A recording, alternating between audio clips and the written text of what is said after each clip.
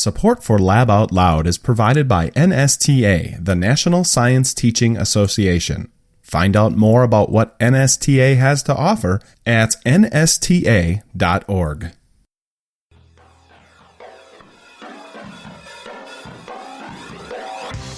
You're listening to Lab Out Loud, Science for the Classroom and beyond. And in this episode, we talk about how some people turn away from science and seek out alternative facts to understand the world around them. I think that says something about science education in this country, that it's easier to listen to them and have easy answers that make sense without the complications of real science, which is often not so clear, and that you have to deal with new data coming along that can change things. Teachers need to know they can teach evolution unapologetically. That's up next on Lab Out Loud, but first, I'm your co-host Dale Basler. And I'm Brian Bartel. And this is the end of our little segment on documentaries. Yeah, that's right. The voice you heard just before in the little teaser was Monica Long-Ross, and she and her co-director, Clayton Brown, are working with 137 films, and they have made science documentaries in the past, and we talk about that in today's show. And the one that we're focusing on, which is the one that Brian and I did our homework on, is we watched the film that they made called We Believe in Dinosaurs. It follows the building of the Ark Encounter in northern Kentucky, and it is open to the public, and it shows... It's a giant boat. Yeah. You can go through it and everything. It is quite the structure after I watched the film.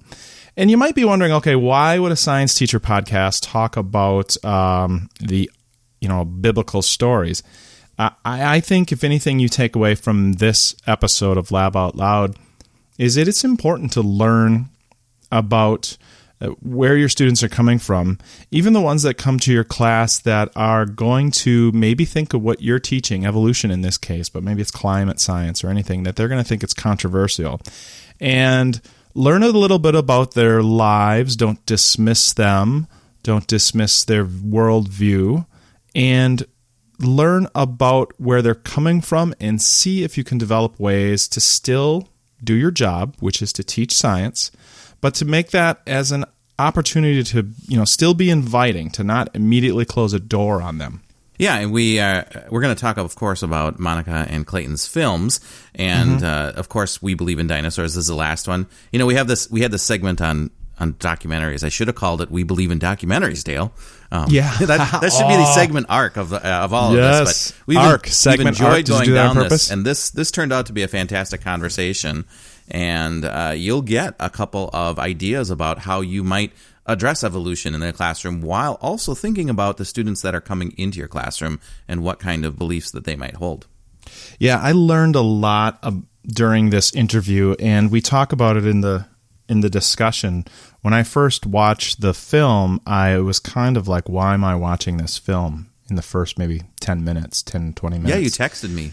Yeah, I did. And I think I started to learn the reasons why as the film went on, and I think our listeners, as they listen to this episode, are going to have some may have a similar experience. So, with no further ado, Clayton Brown starts off the interview. We ask him to talk about how long did it take for this entire film to be made from start to finish.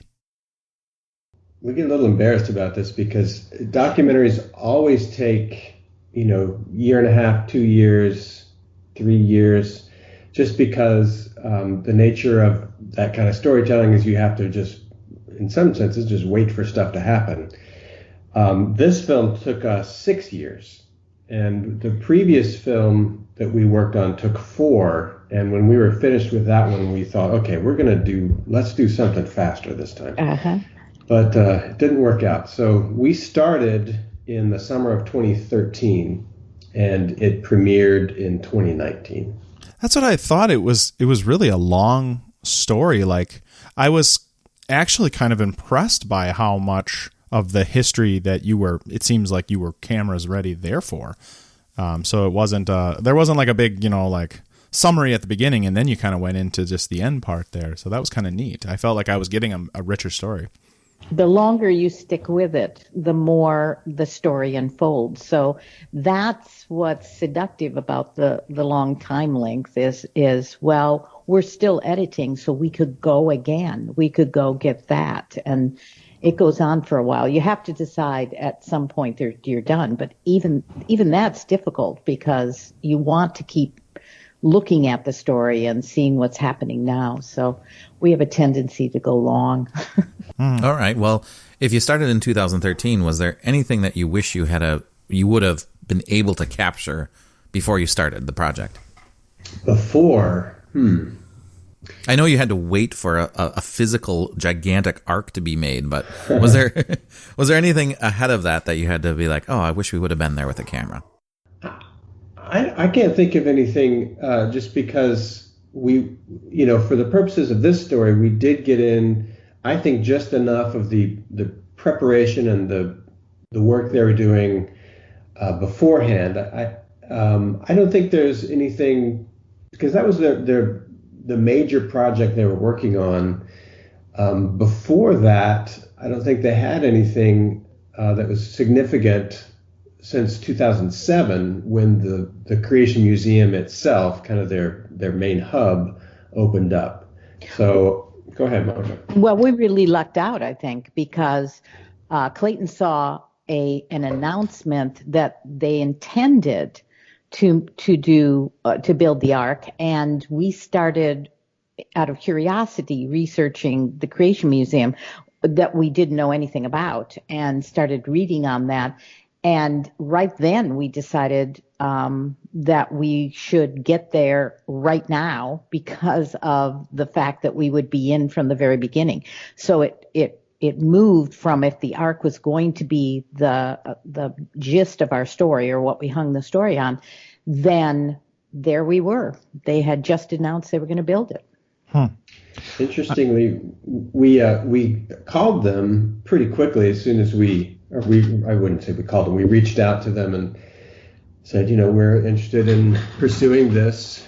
And they said, oh, I'm sorry, there's already another documentary company making a documentary about this, so we'll have to decline. Mm-hmm. So we were really disappointed. But when we looked at it, it seemed as though it was a kind of a small documentary company that didn't seem to be doing much.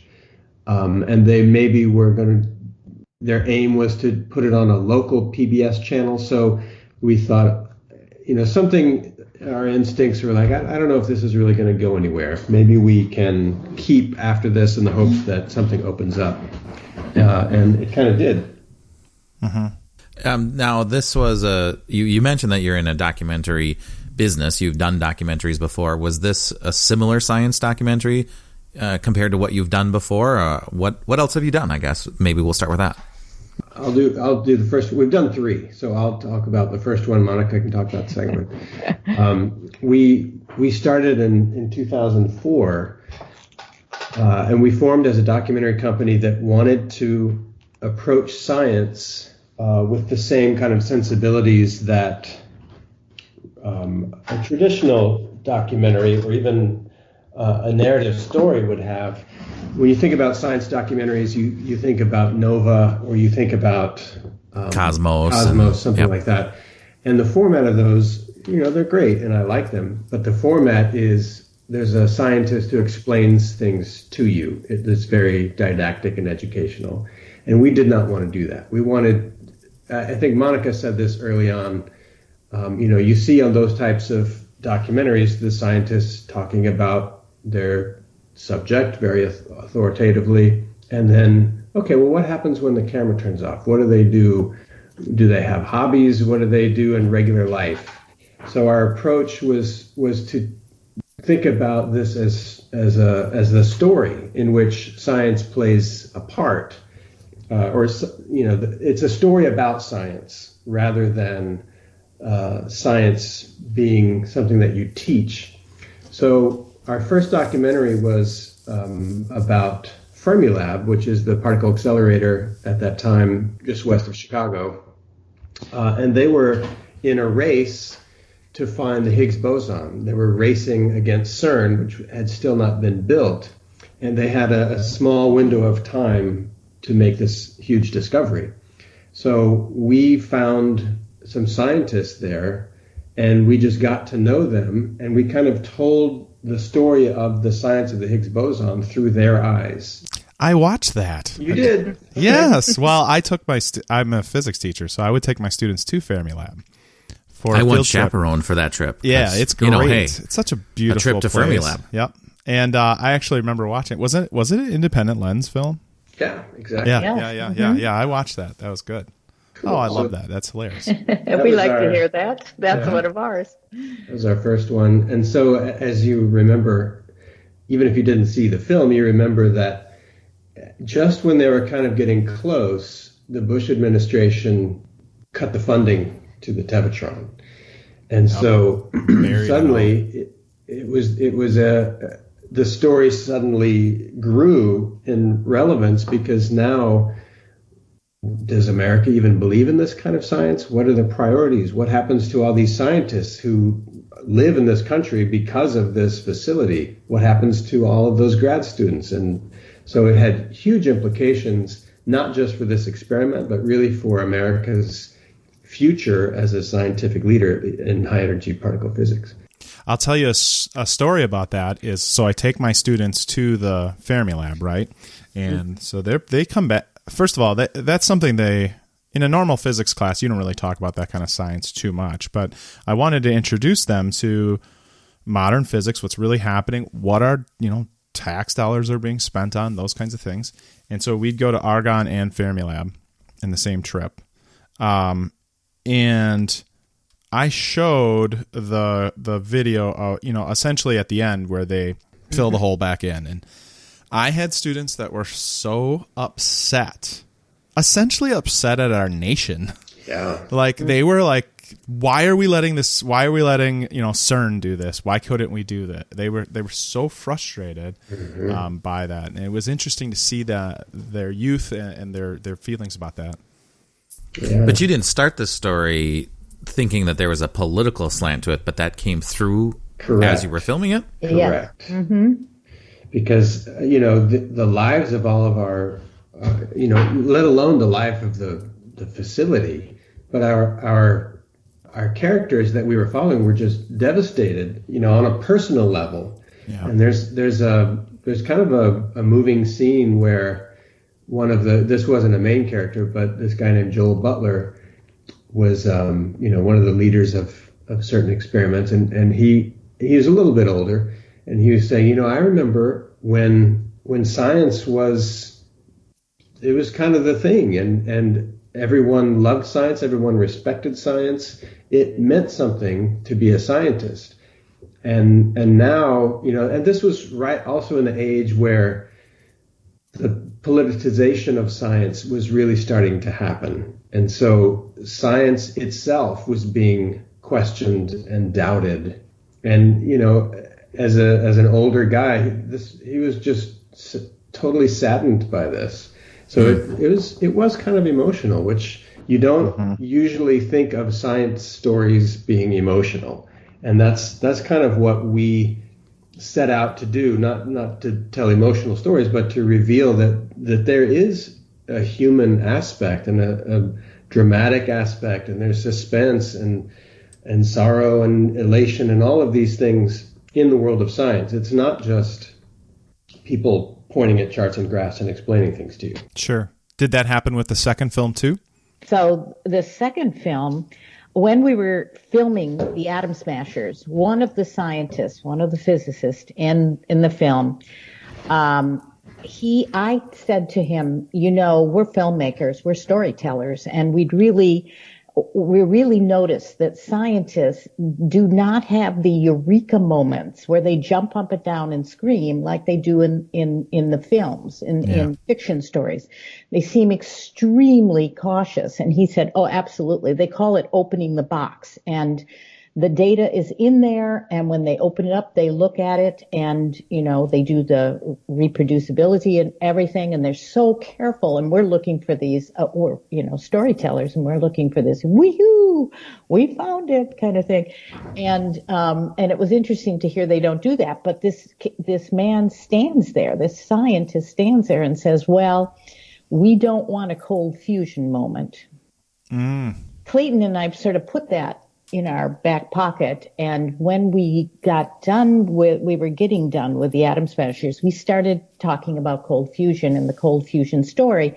And that I was old enough, Clayton was old enough, that we remembered in 1989 when these two chemists, professors at the University of Utah, had announced that they'd found cold fusion, and that I even remember that. I do too. Fleischmann, right? It was going to solve all the problems of energy that we had in the world. It could sit on a tabletop. It was clean. It was abundant. Looked like a mason jar. Exactly. And it was cheap. And all the developing countries were going to be able to have this. And it was about hope, which we thought hope and science, which, we're going through things now where we think about those things, that we have a desire. Who wouldn't want cold fusion to be true, Mm-hmm. It went through a process of, they were on Time magazine, and for about 3 months, they were the toast of the world. And then it started falling back because it couldn't be reproduced. And we thought, here's a story. There's a lot of archival there about this story, and Martin Fleischmann is still alive, and we got really the last interview with him. 60 Minutes had gotten one before that, and he was coming to the United States. It all just started falling in place, and like all of our films, it's about one thing, but it becomes about a lot of other things, and there is the idea of patents and who owns this technology, and some greed that comes into science. There are people sincerely still trying to make cold fusion a reality. There is, of course, hot fusion going on, experiments, and they're always 20 years from now, we're going to have this. So it was about hope in science and greed in science, and all those things come together. But we went from this really high esoteric topic of higher energy physics to this almost pop culture story of, something where they're still scientists. They're grounded in science, but it's more about hope.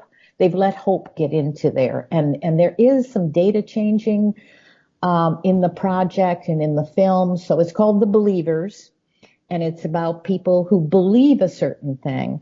And that led almost interestingly to tackling science and other pressures on it, like from religion in this country, and We Believe in Dinosaurs. So they kind of all fed into the others. Yeah. Can I get my storyline straight here for a second? So you did, first of all, the Fermilab documentary. Correct. And then which was you called were working, which was called Smashers. what? The Atom Smashers. Oh, that one is the Atom Smashers. Yeah. And then that led into The Believers. Yeah, that's correct.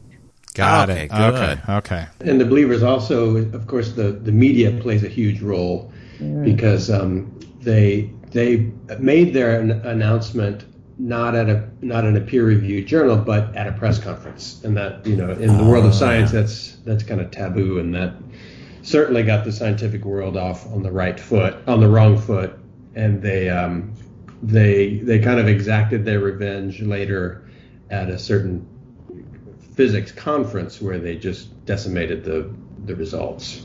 And yes, Okay. and one of the scientists ended up going to France and never talking about it again, and we couldn't get an interview with him. And it was very interesting what it does to careers when you do that kind of thing. So very interesting topic, very many layered, I think. Oh, yeah. Yeah, you should watch that, and we'll talk about that one next time. Yeah. There we go. Do you guys get upset when you make these? It's challenging at times, but it's also incredibly fascinating because no matter whether we're talking to creation scientists or we're talking to cold fusion scientists who are trying to prove cold fusion, or we're talking to high energy physicists, they're all very passionate about their subject. And so it's incredibly fascinating. That's the only word I can think about. No matter where they're coming from. There is levels of frustration, of course, when you're talking about an alternative science, a science that has, the Clayton and I would often think about the believers and the cold fusion people because it was still science. Now, they were looking at data that they tended to exaggerate or pin some hope on rather than reality, but it was still science. So when we came to creation science, which is difficult to deal with because so often it is not science, and therefore it was, I'd say, more frustrating, the third one, than we had in the first two. Would you say that, Clayton? Yeah, if by frustrating you mean frustrating with the subject matter, yeah. Yeah. And we learned the term confirmation bias when we were working with the believers, about cold fusion, because they were certainly accused of being guilty of that. And I don't know if you want to just go ahead and pivot into we believe in dinosaurs. Absolutely. But confirmation bias is something they cheerfully embrace, which is that was one of the strangest things.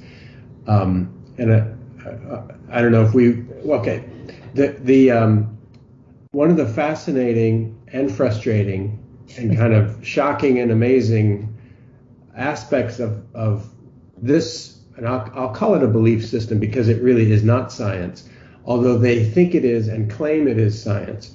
But what they do is they cheerfully, as I said, embrace confirmation bias and say, yes, we do already know the answer, and that is what is said literally in the Bible, in the first chapter, Genesis and elsewhere.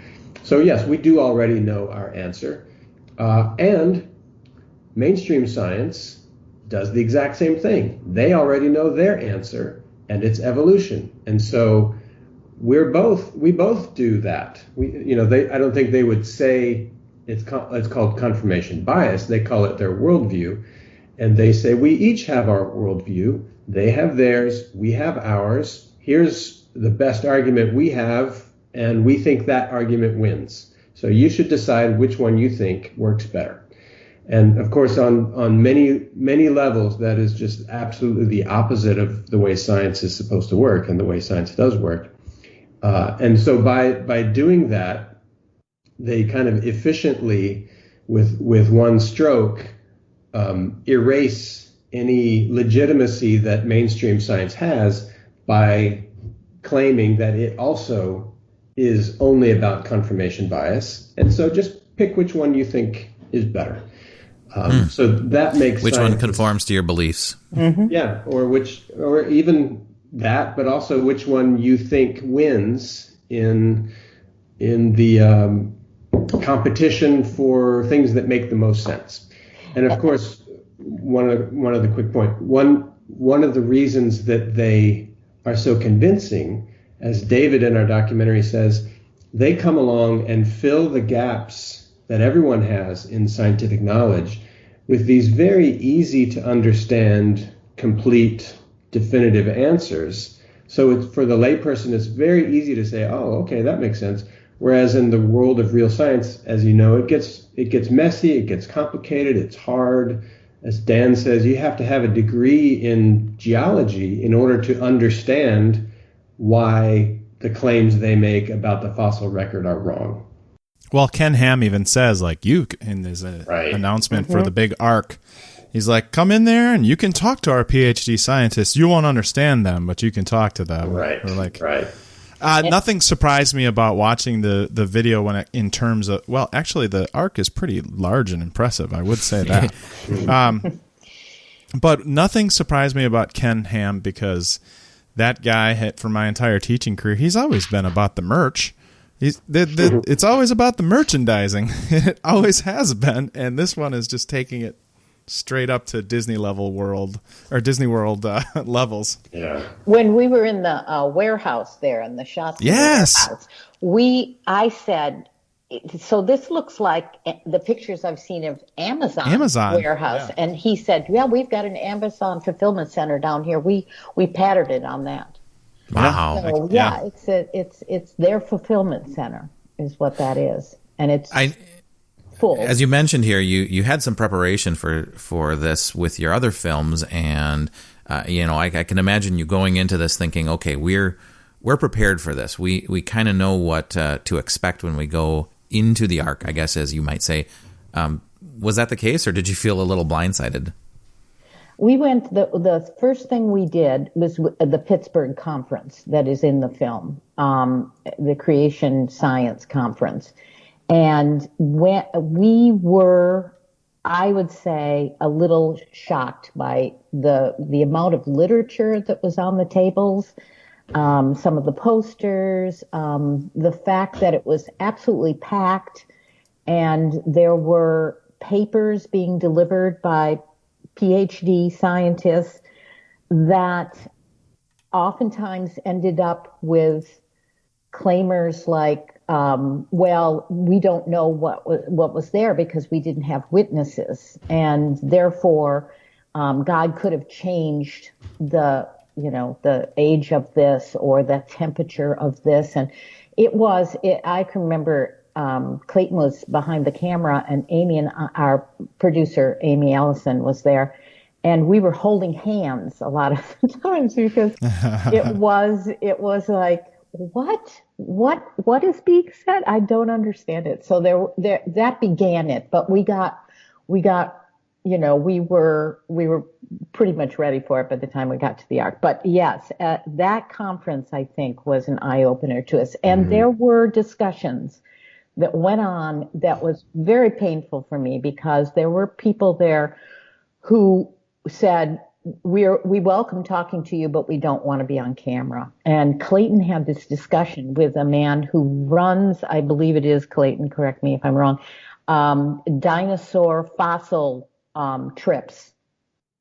And he was a younger man, and he and Clayton were discussing the age of fossils and the dinosaurs, and how could they believe that the dinosaurs lived at the same time as adults. There was a crowd that rather gathered around him, and they absolutely said, we can't be on camera, and we always honor that.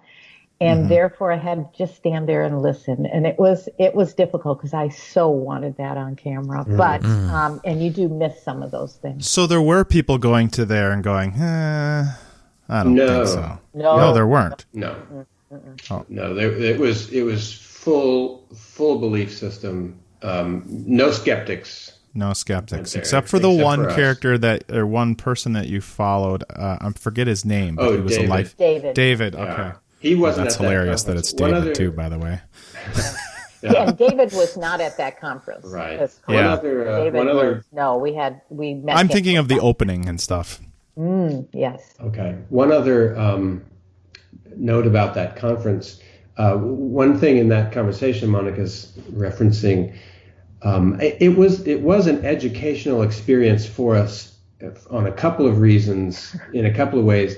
And this conversation helps explain that. I was talking to the guy, and I said, well, so what about carbon-14 dating?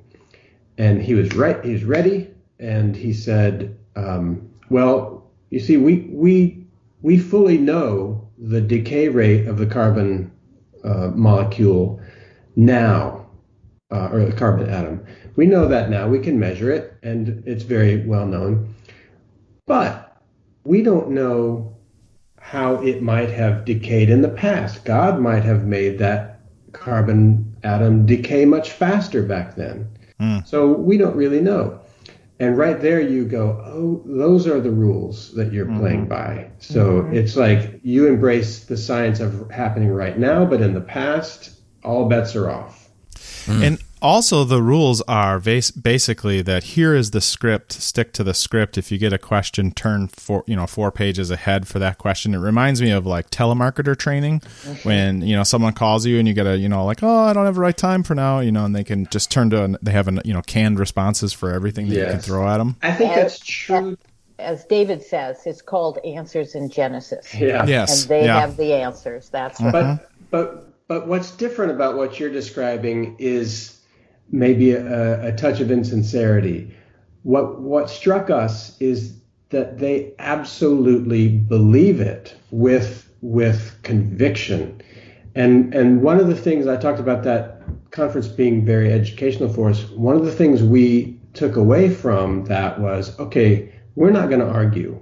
We're not going to argue with anyone about this because we feel like they're going to have an answer for everything because they've been provided this information.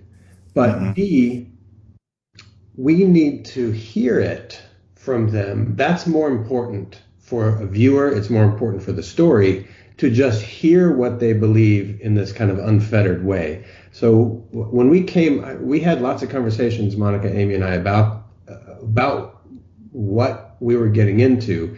And we decided early on, okay, this documentary is not going to be challenging and arguing because that will get you nowhere with the creationists. You just can't do it. Mm-hmm.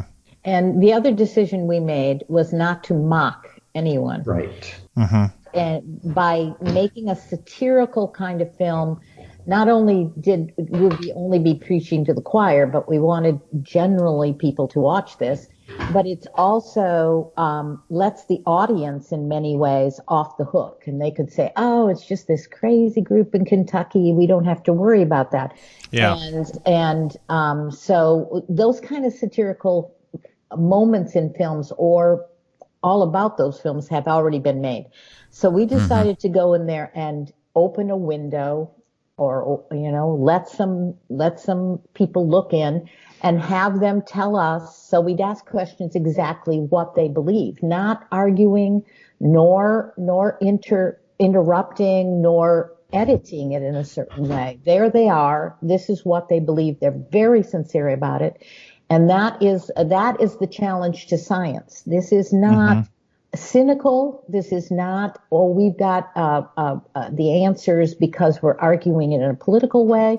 They absolutely believe these things. However, the way David says that about them leaving room in between says something about science education in this country. Sure. That it's easier to listen to them and have easy answers that make sense without the complications of real science, which is often not so clear, and that you have to deal with new data coming along that can change things. And that we're doing that with the coronavirus. It's like this is how science works. It's messy.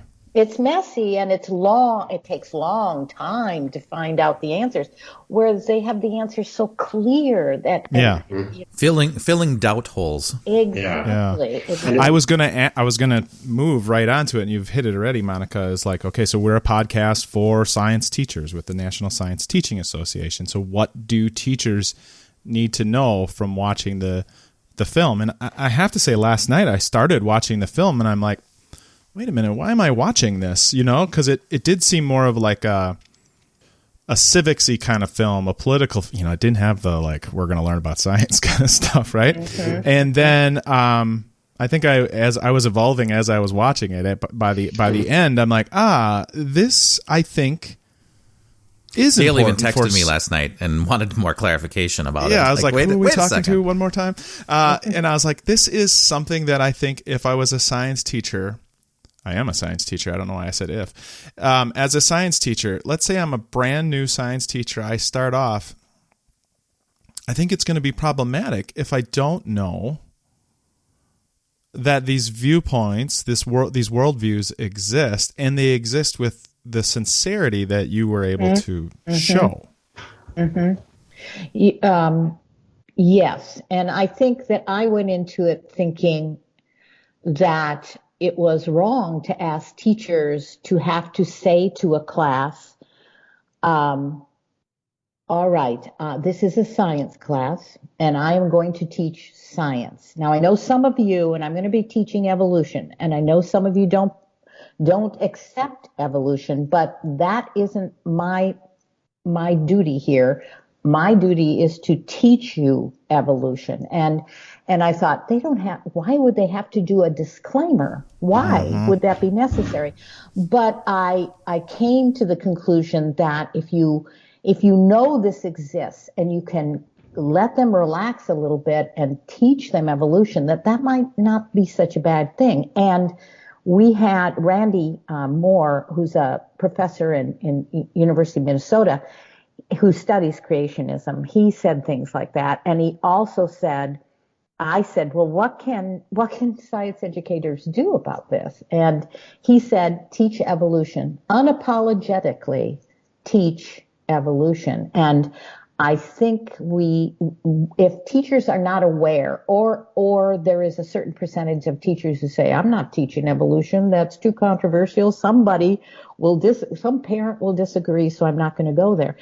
And that is like they're giving up before they even start. And so we need to work on science education. In the case of We Believe in Dinosaurs, we're dealing with evolution, that teachers need to know they can teach evolution. I think that they give up too early.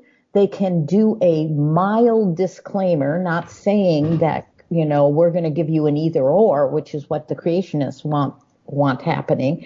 They want teach one and teach the other and let the kids decide. Not that. Unapologetically teach evolution. And I think that's the conclusion we came to out of this, because people ask, what can we do about this? Yeah. It's one of the ways you can think about it is if you teach science, all of your students will be aware probably that there is controversy, even though it's not warranted, about climate change, that there are a lot of climate change deniers, and that the science is questioned by people who have certain motivations. What people don't really acknowledge is that evolution is the same way. It's the bedrock of the biological sciences. A lot of people don't fully understand just how rejected evolution is by a huge percentage of our country. And so I think a science teacher watching this, it would be as though it were, someone learning about climate change denial for the first time. It's like, wow, I just didn't know this existed, that there was so much resistance to the teaching and acceptance of evolution. But it's real and it's out there. And you'd be surprised at how many high school biology teachers, just like Dan said in his interview, just kind of, we just ran out of time. We had time for football, he said, and all that. Didn't quite get to it. Evolution is being severely undertaught in our country. And I think that's one of the takeaways that a lot of people, especially scientists, get from this, is they just didn't know that it was such a problem.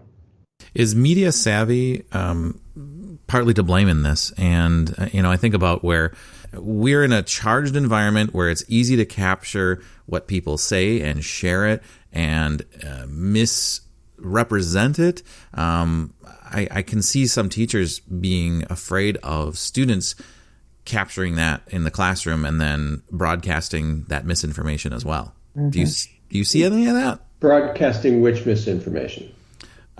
Taking a teacher's words and misrepresenting them, or making some kind of sensational kind of post around or what they might. So again, teaching evolution and then making a sensational kind of story out of that where there shouldn't be. Yeah. Well, I think teachers are afraid. I think they are. And I've talked to, during this, when I'd meet teachers, especially biology teachers, I would ask them. There was a teacher in Evanston, Illinois, who told me that she never used the E word. She would do changes over time. And she said her reasoning was all it took is one child, maybe a Seventh-day Adventist, who would be in the classroom and start a discussion. The other kids would like to get into some controversy. And so she would be questioned in a way that made her afraid that she was going to lose her job because she would say the wrong thing or a parent would get at her. And my niece, a new biology teacher in California, was told by an older... Bless her heart. Yes, bless her heart. And she was told by an older teacher in the sciences, evolution is one thing you just run out of time for. And she saw my film. Of course, she's my niece. And she said she couldn't believe that that's what she was told. And so there is a great deal of fear that one student is going to cause, a ruckus, and parents are going to come in, and you might be misquoted or said, that you made an anti-religion, because anytime you deal with religion, you get scientists we found it out. Scientists didn't want to talk to us. Mainstream scientists said, we're not saying anything about religion. We will be called be called intolerant and atheists. And we didn't even ask them to say anything about religion. We just wanted them to say something about creationism, and they wouldn't. Mm-hmm. Well, and that's how they read it. They read it as, that gets close. That's religion. We're not going to say anything about that. And so, yes, you're right. There is fear and fear of the subjects in the classroom. I would say personally that I was shocked by that I asked many a teacher coming in and saying, do you teach evolution? And they'd say, no. Oh, no. That's something we run out of time for. So it's core, but no. Yeah, we have talked about evolution and teaching of evolution on this show for almost 15 years now. And, you kind of got the sense that, after the Dover trial, we're all smooth sailing from here. But that's not the case, obviously, is what we're seeing. It requires frequent maintenance. Eugenie Scott, do you know who she is? She's absolutely. Yeah, okay. Eugenie Scott says that it is the background radiation, that it will always be there. Creationist ideas and young earth and literal Bible being used in a science class. And so that's something she says we'll have to live with, which is kind of sad. And Randy Moore said we weren't going to get rid of it either. So we ought to be aware that that's true, and how do we forge forward with real science? Constant vigilance. It's another problem, because at least with intelligent design, it was an organized effort, kind of this very visible attempt to get intelligent design into the classroom. That failed. And creationism, by the way, they don't like intelligent design. They feel like it's weak and it's neither here nor there. But what has happened in the meantime is a much more subtle, kind of insidious way, like we've been discussing, of sowing enough doubt, sowing enough intimidation, and having a very, very aggressive homeschooling track, as we saw in that warehouse scene, yes, to undermine evolution. And just like at the very end of the film, I don't know if you watched all through the credits. Mm-hmm. Here's what's his name? The guy from Texas, Rick Perry. Yes. Saying to that kid, well, in Texas, we teach both creationism and evolution in our public schools because we figure you're smart enough to figure out which one's right. And right there, that's, we could have opened the film with that. And he's talking to like a fifth grader. Yeah. Yeah. Mm-hmm. Yeah, a 10-year-old, let's say. Yeah, so why put him to school at all? Well, and this, they don't say confirmation bias, but they embrace the word bias, and they say mainstream science biased towards evolution, and we're biased towards the Bible. But it becomes, in this world that we're living in, a set of alternative facts. And, we've embraced that phrase too in our culture, which is just bizarre. So we have alternative facts, two sets of facts, and you're presenting them to 10-year-olds, and you're saying, this is a fact, and this is a fact. That's a problem. Yeah. And the Earth can be billions of years old, or it can be 6,000 years old. It can't be both. It can be round or it can be flat. One thing that struck me while watching the film was, thinking about alternative facts and just the term facts, I guess. It was interesting to see the creationists speak with such certainty about how the world works. Like they were the best scientists ever. They had all the answers. Where when you cut to Dan, the paleontologist, he was doing some roadside geology. I've done that. And he's like, I've never seen that. Maybe it's a trace fossil. I don't know what that is. And he was, talking about how science, doesn't have all the answers. And I thought that was so interesting because, here we have people who are following the Bible, and I mean, like the book of Job, for example, says, "Hey, who do you think you are, telling me God what to do?" And then on the flip side, the scientist is essentially saying, "Well, I don't have all the answers yet. We could study that." And the creationist people were like, "Boom, boom, boom! We got an answer for everything." Well, I'll start this answer, and then I'm going to hand it over to Monica to finish, because I think she can speak to the second part. But that is something that we also found kind of fascinating, is this weird bifurcated headspace that they're able to live in that they absolutely will say, well, we love science. We embrace science, and on one level they talk about all the technology that they embrace, and everything current. They make this weird distinction between observational and historical science. Like you can fully engage in every aspect of science now, cell phones, computers, all that kind of stuff. But then in that very weird scene that comes after the one you just mentioned with Dan, the mantra is, in the past, were you there? You don't know.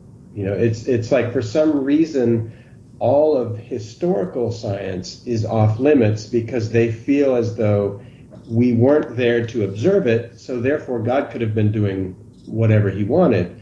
So that's what we talked about earlier, this strange simultaneous embrace of science, and I'm not going to call it magic, but the idea that no scientific rules apply.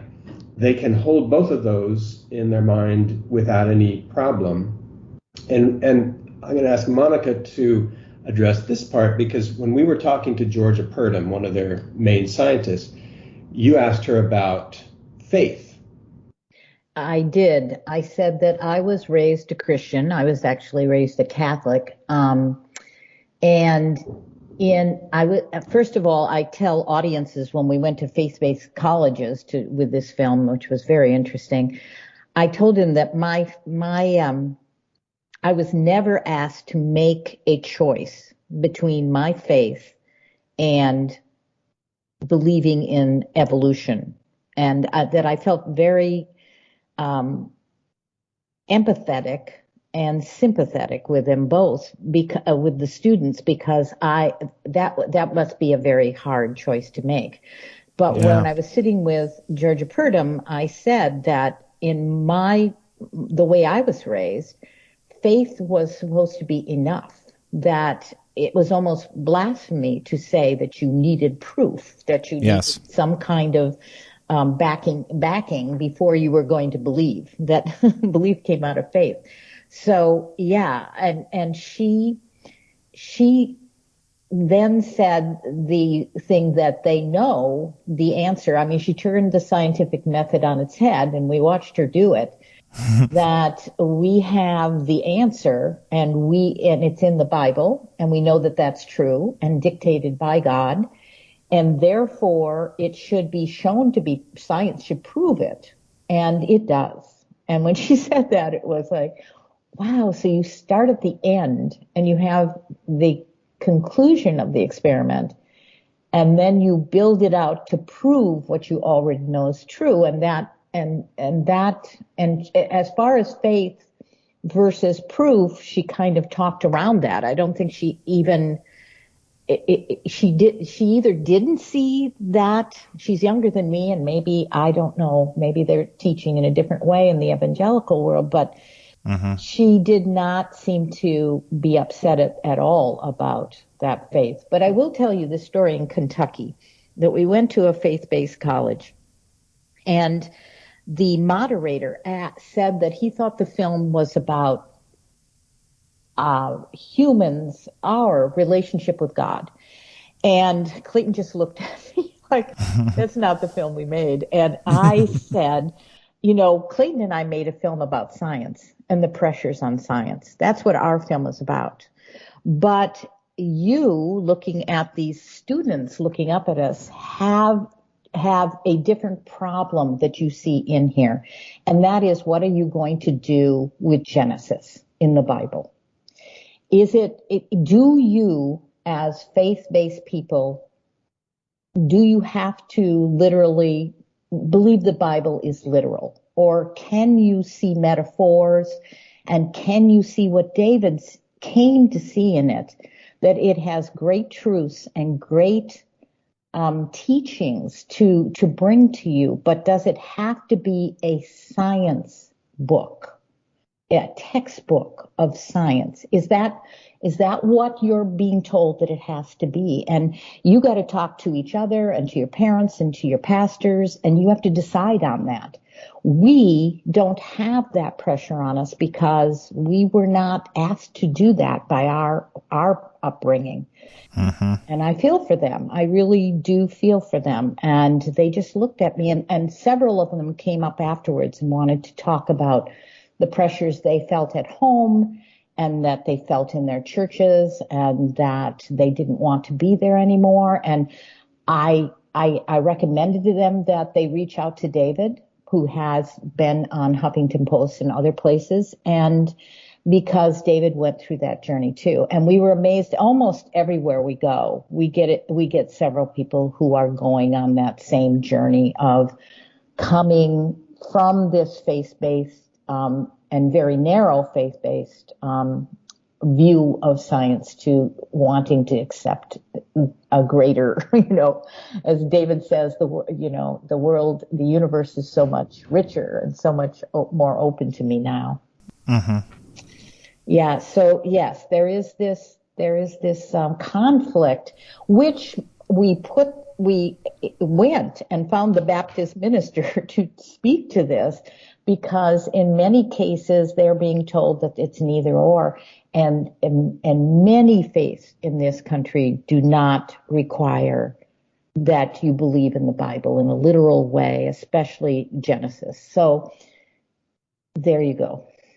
Do you think, Monica, that has coincided with a rise in the non-denominational church and perhaps competition from the denominational kind of standards that have been there in place? Well, I'll tell you that the creationists are afraid of that. And that's another thing. When I talked to Georgia Purdom separately and others, and she's a mother, and I came to the conclusion that they're very afraid of losing their children to a secular world, first of all, and maybe to even a world where there's intelligent design and other watered down versions of what they believe is true. So they view themselves as David. Oh no, yes, as David, and the secular world is Goliath. And we, say science in many times is David, and the world at large is Goliath. It's how you look at it. So I had something to add there, and then I just forgot it. Well, many of there's a rising group of humanists, of course, in this country, and there is a world of non-evangelicals, although the evangelical world, which is the creationists are one part of that. They're fundamentalists and they're one part. there's evangelicals who are old Earth creationists, and don't have to be young Earth creationists. So there are all those distinctions out there working on all of this. Yeah, I remember now what I was going to say. You raised your hand. I like that. I thought that you might come here. I remember when Monica was talking about, the fear of losing their children to this. We did, at that same science conference, the Creation Science Conference early, you did ask that question, Monica, about faith to a younger guy. Mm-hmm. And he said, he kind of intimated that for young kids who grow up in this technological world, and science and technology, especially with social media and everything else, is so easily accessible, that there was a sense that just trying to believe in, a pretty extreme religious view just is not going to hold up.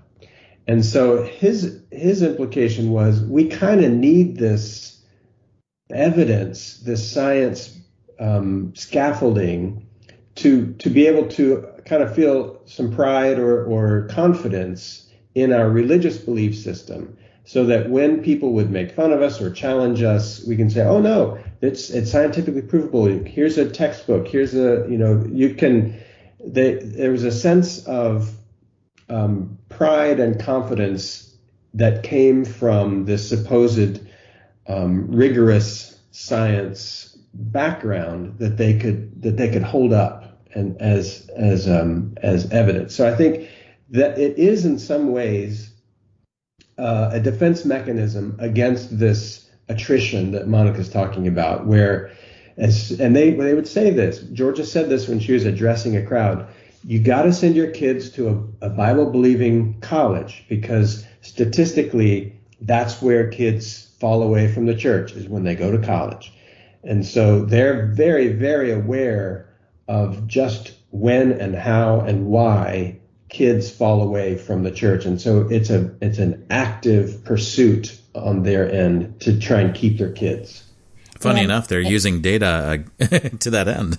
Yeah, and then you have the Creation Museum with animatronic dinosaurs, because they know that those are missionary lizards, as Ken Ham calls them, and that children want to go, and parents want to take their kids to science museums. So that was another thing that was an eye-opener to us of how many science museums there are in the United States and in Canada, in North America, and how many of them are using fossils to creation science museums. Creation science museums, I'm talking about, that they've seen, there's natural science museums, so we're going to make our own. And how many are we talking here?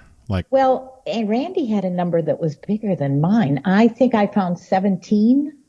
Some of them are small and in a room in the church. Some of them are. There's one in the North Dakota Wyoming border up there that has a great deal of fossils in it. Some real world class dinosaur fossils. Yeah. Some in Texas, California, upstate New York. There's some on the books that they're trying to raise money for. One was in Idaho that they're doing GoFundMe because they want to have one like the Creation Museum. It's the Cadillac of the Creation Museum is the one in Kentucky. But considering our time right now with where we are in a pandemic, and we're seeing museums closing doors literally because they can't sustain their visitors, and that's a scary time and well positioned for creation science to have these museums in place. I didn't even think of that. Ken Ham raised, I don't know how much was it, Clayton, you know the number. Because they had to close and then they had to shorten their hours, he did a fundraiser and raised well over $1 million for the Creation Museum to keep it afloat. Wow. That's what I was wondering as the film ended. you do have some information about how they're doing now. How is the museum doing? And it sounds like it's still going strong, right? It is. They're hurting like everyone else. But if you're curious, you should get in touch with Dan, because Dan is relentless in monitoring their progress, and he's figured out a way to circumvent Ken Ham's non-disclosures of actual ticket sales by doing public requests for the taxes, the sales tax that they have to pay. Oh, freedom of information. Yeah, so he gets the exact figures every month. It's never quite as much as Ken Ham says, but they're not closing down. They're not booming, but they're hanging in there. Mm-hmm. Well, obviously, this is we still need to have these conversations. We still need to have our guard up and promote good science in the classroom, and, as you mentioned, be unapologetic about teaching that science.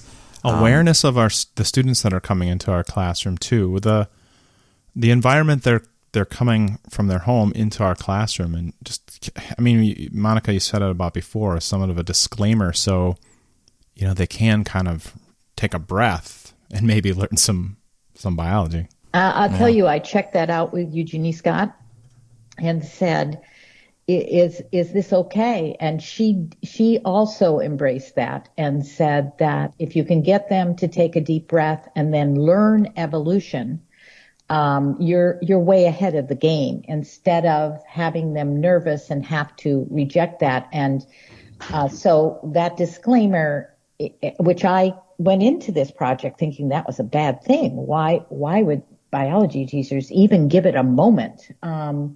But I think I was wrong, and Eugenie Scott endorsed that, and I thought, okay, there are ways we can prepare teachers to deal with the fact that it's not. Randy said this: it's not when it's going to come into your class. It's not if it's going to come into your classroom. It is when.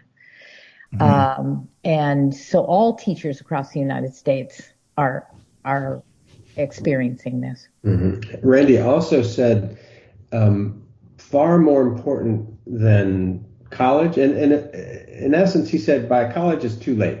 If you haven't accepted evolution in high school, no one's going to change your mind in college. That's where it really happens, is in the high school classroom. So no more, not to put more pressure on those. Thanks, Clayton. Yeah. It's still a good charge to the educators out there who are fighting that good fight and who are steering into making sure that evolution is taught. We continue these conversations. Yeah, I appreciate the work that you've done and the ability to basically show us. I think a lot of people, we all live in our little filter bubbles that give us the media, the content, and the worldview that we match up with.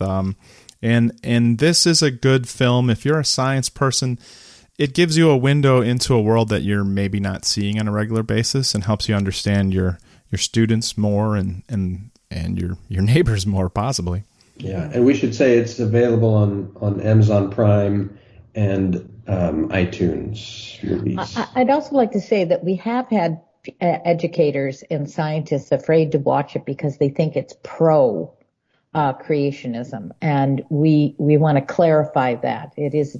We are 137 films. We have been committed to science and to telling stories that are complicated and messy, however, and that are the clashes between science and the pressures on science is often what our stories are about.